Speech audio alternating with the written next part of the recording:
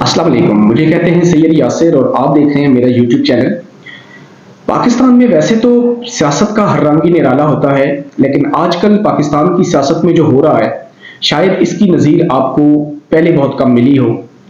चूंकि अकलियत वाले जो हैं वो हुकूमत बनाने के लिए सर धड़ की बाजी लगा रहे हैं, जबकि जो अक्सरियत में हैं वो इस वक्त अदालतों के दरवाजे पे खड़े हैं और वो अदालतों के चक्कर काट रहे हैं। यही इस मुल्क की तारीख रही है और यही इस मुल्क में पिछले 75 सालों से हो रहा है। मंडी लगी हुई है,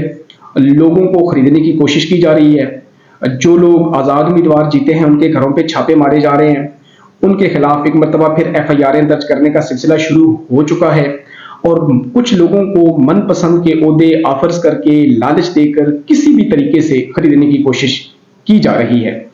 और बिल्कुल इंसानों को उस तरह खरीदा जा रहा है कि जिस तरह मंडी में जानवरों को खरीदा जाता है। पाकिस्तान पीपल पार्टी जो भुट्टो की बाकियात है और मुस्लिम लीग नून जो ज़ियाउल हक की पैदावार है, दोनों पार्टियां आपस में सर जोड़कर ताकत के फार्मूले पर अमल पैरा हैं कि किसी तरीके से इक़्तिदार जो है वो हासिल किया जाए। और ये पहली बार नहीं है कि ये दोनों पार्टियां इकट्ठी होकर इस मुल्क पे मुसल्लत होने की कोशिश कर रही हैं। इससे पहले मुशर्रफ के दौर में 2007 में भी इन दोनों पार्टियों ने आपस में मिलकर हुकूमत बनाई थी, जो मेरे ख्याल में 15 या 20 दिन चली थी और फिर दोनों के बीच तलाक़ें हो गई थी। फिर अभी कुछ अर्सा पहले जब PDM की हुकूमत बनी तो PDM की हुकूमत में भी ये दोनों पार्टियां इकट्ठी थी, इन्होंने मिलकर हुकूमत की और अब तीसरी बार जो है ये फिर एक दफ़ा इकट्ठी होकर पाकिस्तानी कौम पर मुसल्लत होने की कोशिश कर रही हैं। अगरचे आपने देखा कि किस तरह इलेक्शन कैंपेन के दौरान पीपल पार्टी और नून लीग के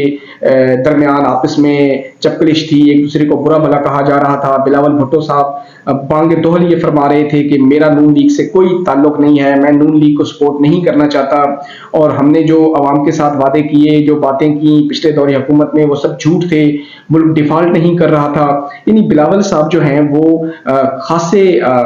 अग्रेसिव थे जब वो इलेक्शन कैंपेन कर रहे थे, लेकिन जो ही इलेक्शन कैंपेन खत्म हुई, बंदर बांट करने का मौका आया, हलवे की देग तैयार हो गई, इक़्तिदार नजर आया तो सारी बातें भूल गए और अब पाकिस्तानी कौम को फिर बेवकूफ़ बनाकर, मुल्क और कौम की खातिर ये लॉलीपॉप देकर ये फिर इक़्तिदार की खातिर सारे इकट्ठे हो रहे हैं कि किसी तरीके से इक़्तिदार से चिमटा जाए। अब इक़्तिदार में आने के लिए चूंकि पीपल पार्टी भी अक़लियत में है, मुस्लिम लीग नून भी अक़लियत में है, तो इनके जो कायदीन हैं ये मुख्तलिफ फार्मूलों पे आपस में जो है वो गठजोड़ करने की कोशिश कर रहे हैं। पहला फार्मूला जो मुस्लिम लीग नून और पीपल पार्टी के दरमियान डिस्कस हो रहा है वो ये है कि मुस्लिम लीग नून ये चाहती है कि पीपल पार्टी को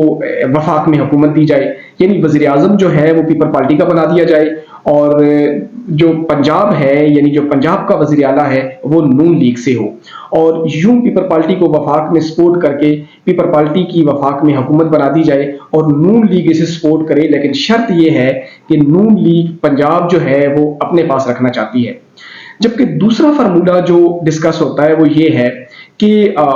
जो वज़ीर आज़म हो वो नून लीग का हो, मतलब वज़ीर आज़म नून लीग से हो और पंजाब भी नून लीग को दिया जाए, जबकि जरदारी साहब, मौलाना फजलुर रहमान साहब, मुस्लिम लीग कॉफ, MQM और ये सारी जमातें मिलकर नून लीग को सपोर्ट करें। जबकि बलूचिस्तान जो है वो उसकी जो हुकूमत है वो पीपल पार्टी अपने पास रखना चाहती है, वो बलूचिस्तान जो है वो पीपल पार्टी लेना चाहती है और वफाक में ओहदे जो है वो मिलके बांटने के चक्कर में है सारे अपना अपना हिस्सा। और जो सिंध है, सिंध में तो ऑलरेडी पीपल पार्टी है। जबकि जो तीसरा फार्मूला इन दोनों पार्टियों के बीच डिस्कस हो रहा है वो ये है कि PP के बगैर हुकूमत बनाई जाए, मतलब पीपल पार्टी को इस सारे मैदान से आउट कर दिया जाए और पीपल पार्टी के जो बड़े बड़े कायदीन हैं जिनसे हमारी बात हुई है तो वो भी इस हक में है कि अगर पीपल पार्टी को वफाक में वज़ीर आज़म का ओहदा नहीं दिया जाता तो फिर पीपल पार्टी को अपोजिशन में बैठ जाना चाहिए, क्योंकि इस वक्त जो मुल्क के हालात हैं, जो क्राइसिस हैं, आने वाले वक्तों में जो मजीद बढ़ने हैं और इस वक्त जो भी हुकूमत आएगी उनके लिए इस तमाम चीज़ को मैनेज करना इतना आसान नहीं है, क्योंकि पाकिस्तान के जो कर्जे हैं वो आसमानों पे पहुंच चुके हैं। किसी भी नई हुकूमत ने सीधा IMF के पास जाना है तो पीपल पार्टी को सारी बात नजर आ रही है कि हमने हुकूमत में जाके फंस जाना है। तो पीपल पार्टी ये चाहती है और पीपल पार्टी के कुछ लीडर जो हैं जिनसे हमारी बात हुई है वो ये चाहते हैं कि हमने कोर कमेटी में भी इस बात का इजहार किया कि हमें हुकूमत नहीं लेनी चाहिए, اندرون خانہ ہم نون لیگ کو سپورٹ کریں گے لیکن بظاہر ہم اپوزیشن کے بینچوں پہ بیٹھیں گے. تو یہ جو ساری کھچڑی ہے اس وقت شہر اقتدار میں پک رہی ہے. بڑے بڑے ہیں جو ہیں وہ سر جوڑ کے بیٹھے ہوئے ہیں اور کسی نہ کسی طرح طاقت کے فارمولے کو آپس میں ڈسکس کر رہے ہیں. جبکہ دوسری طرف تحریک انصاف ہے. تحریک انصاف کو اپنے لالے پڑے ہوئے ہیں, ان کو پتا ہے کہ ان کی سیٹیں چوری ہو چکی ہیں, وہ عدالتوں کے چکر کاٹ رہے ہیں. اور اس وقت تحریک انصاف کے پاس ایک ہی راستہ ہے اور وہ راستہ یہ ہے کہ تحریک انصاف کسی بھی جماعت میں اپنے آپ کو رینٹ کے طور پہ شامل کر لے. مثال کے طور پہ وہ جماعت اسلامی کے ساتھ بھی ان کی بات چل رہی ہے اور وحدت المسلمین کے ساتھ بھی ان کی بات چل رہی ہے کہ کسی طریقے سے ہم کسی جماعت میں رینٹ کے طور پہ چلے جائیں تاکہ ہمارے جو آزاد امیدوار ہیں وہ بھی سیف ہو جائیں اور اس کے بعد آگے جو سینٹ کا الیکشن آنا ہے وہاں پر ہم اپنے سینیٹر بھی بنوا سکیں. تو جو تحریک انصاف ہے وہ تو اس وقت اپنے جو ہے نا وہ بچاؤ کی جنگ لڑ رہی ہے کہ کسی طرح ہمیں ایک سیف راستہ جو ہے وہ مل جائے اور ہم اپنے آپ کو سیف کر لیں. چونکہ تحریک انصاف کو نظر آ رہا ہے کہ جس طرح اب ان کے جو آزاد امیدوار ہیں جس طرح ان کو گھیرا جا رہا ہے, ان کو آفریں دی جا رہی ہیں اور ان کو ڈرایا جا رہا ہے, تو ہو سکتا ہے کہ آنے والے وقتوں میں کچھ تحریک انصاف کے جو لوگ ہیں وہ یہ چھوڑ کے چلے جائیں. اور فیصل واڈا صاحب جن کی اکثر باتوں کو تو ہم اتنا سیریس نہیں لیتے لیکن کبھی کبھی ان کی کچھ باتیں جو ہوتی ہیں وہ بڑی کام کی باتیں کر جاتے ہیں وہ, اور انہوں نے کچھ ایسی پیشن گوئیاں کی ہیں سیاست پہ یا الیکشن سے قبل جو وقت کے ساتھ ساتھ سچ ثابت ہوئی ہیں. اور آج کل وہ یہ فرما رہے ہیں کہ اگر تحریک انصاف کے لوگ عدالتوں میں جا بھی رہے ہیں تو ان کو عدالتوں سے ریلیف کوئی نہیں ملنا, 2 4 5 لوگوں کو ریلیف مل جائے گا اور باقی جو لوگ ہیں بس وہ کیا کریں کہ فارم 45 لیں اور اس فارم 45 میں پکوڑے اور چھولے 4 سموسے کھائیں اور چپ کر کے بیٹھ جائیں, کیونکہ عدالتوں سے ان کو کچھ بھی نہیں ملنے والا.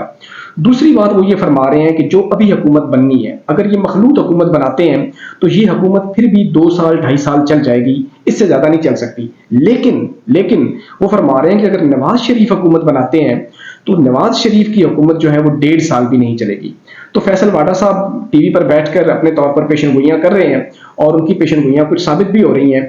جو ایک اور ڈیولپمنٹ آئی ہے سامنے کہ آزاد امیدوار, جو پہلا آزاد امیدوار